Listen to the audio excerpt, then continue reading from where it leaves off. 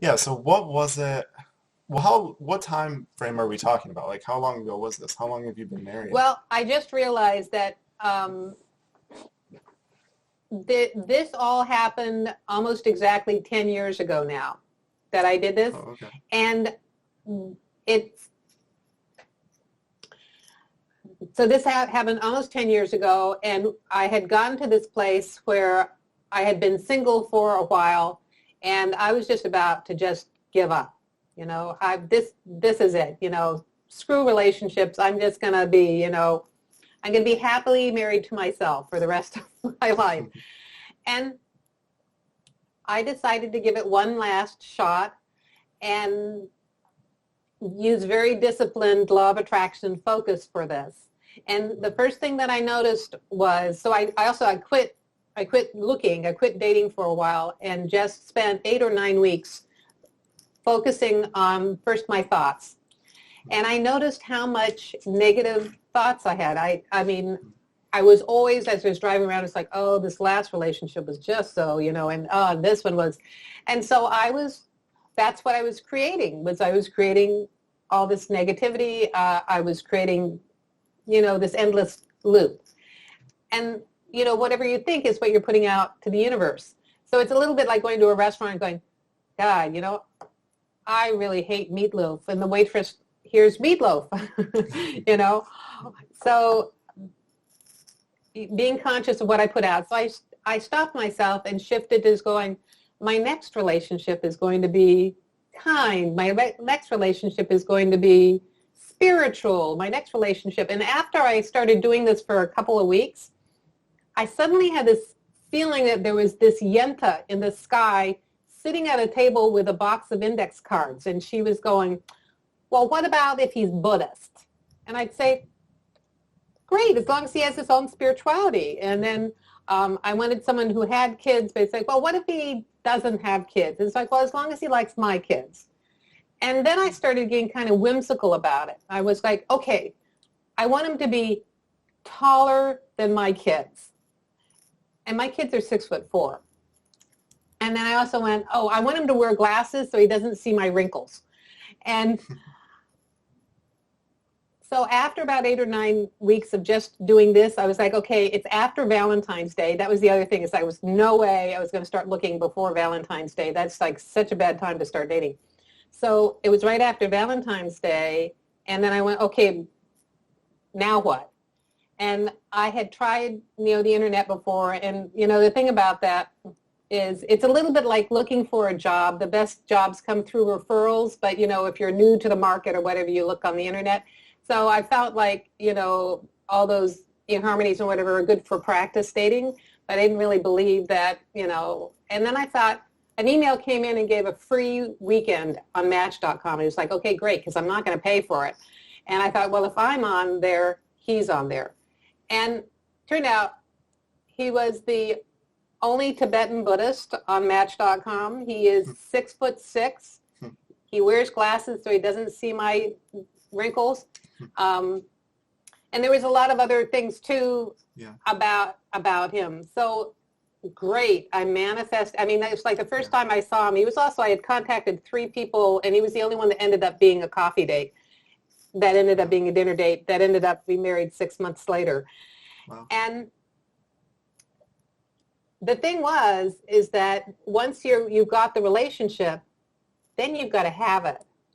So there's this thing about manifestation, is that you've got to expand your ability to have, to keep the thing. You hear so many people who win the lotto and then they go bankrupt, know? Right. So by that time, I had expanded to a huge awareness of consciousness technologies and awareness of we're creating this reality as consciousness. And there's a 5th dimensional thing going on about bringing your reality into 3D form.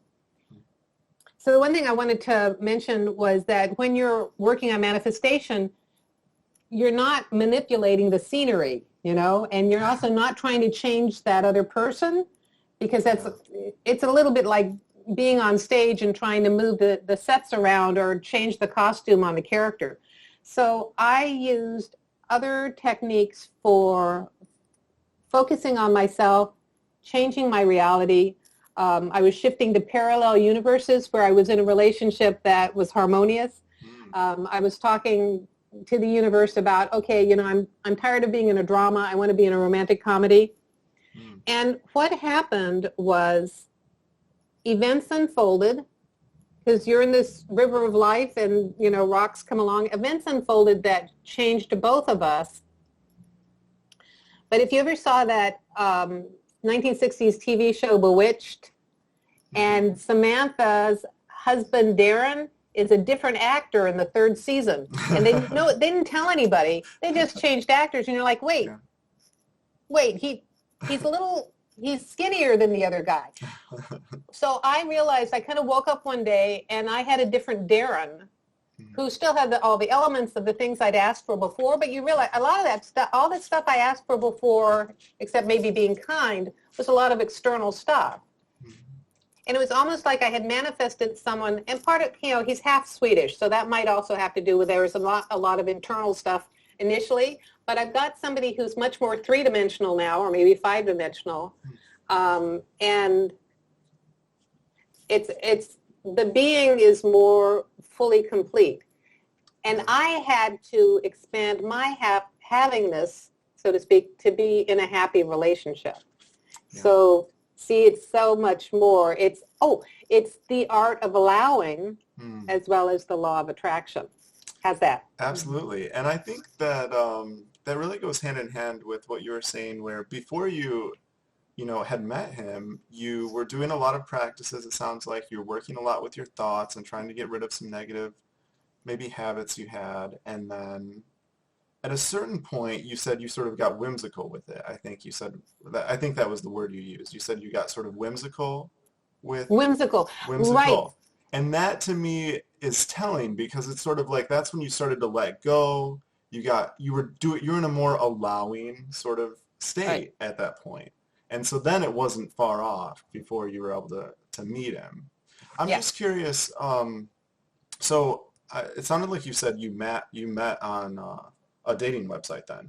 Right. Did you have like any intuition or any feeling about that site in particular, or what made you go in that direction specifically? Well, actually, I had kind of sworn off those things, but so it was kind of a random, one of these random, if you believe that anything is really random. I don't think so. In this universe, it's not random. You're manifesting it in some way. You're bringing it to you. I also want to speak about the whimsical. So as consciousness, we're playful. As consciousness, we're amused. It's our bodies and our personalities that are black and white. Everything on our body level is survival. We're not going to make it out of this lifetime alive, right? Yeah. Is this going to kill me? And so you can tell when you're operating or as consciousness or whether you're operating as your body personality. Because if there's negativity, if there's limitations, then you're operating like this. Yeah. And when you're operating as consciousness, it's like, okay, I think I'll play with this. Yeah. I'll try this.